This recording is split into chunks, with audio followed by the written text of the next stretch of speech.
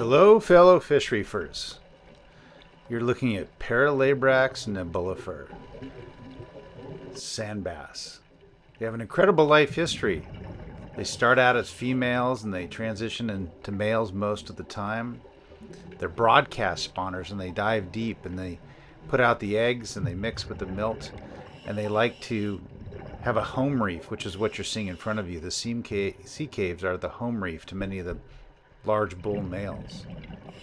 And then when the spawn is successful, the eggs usually attach to the eelgrass or the seagrass in shallow, making the sea caves even that much more important, because this particular reef is designed to be a breeding reef, to where the fish breed out deep and then the eggs migrate into the shallow part of the reef, which is flanked by seagrass and eelgrass. And you'll see in a moment the sea caves actually facilitate seagrass growth.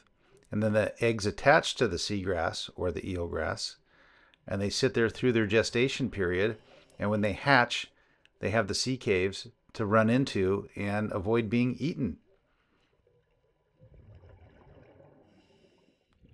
Now, these are sea caves that we put down 11 months ago off of Isla San Martin, off of San Quintin, Baja, Mexico, in 28 feet of water.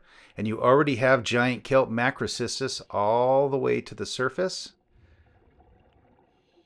And there's breeding activity with large sea hares. Those are the big sea slugs, big giant ones. They look like they weigh 10 pounds, about the size of a soccer ball. Now, this is the front side of an island, or the lee of an island. So the kelp likes to grow in much shallower than you would see in a more open oceanic area. But with so much of the world's kelp having died off in the recent double El Niños, any new kelp that is added globally is a win. And we actually spotted 6 large halibut lying between the sea caves. They were beautiful, up to 40 pounds each, or 20 kilos. So you can see the seagrass is establishing itself around the sea caves because the sea caves stratify or stabilize the sand long enough for the seagrass to get a toehold and grow. And that's where so many of the eggs deposit themselves for later growth.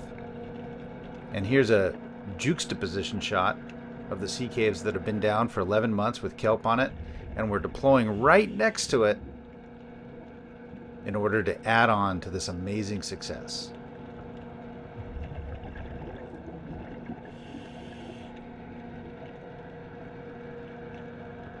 Now we have to be careful because underwater construction is very dangerous. You don't want to get stuck under one of these loads as it is placed on the sea floor. But as you can see, once the fresh sea caves are laid down, the seabed is just sandy around it and comes alive over time. And of course, we had to feed the crew. Thank you for helping ocean life thrive.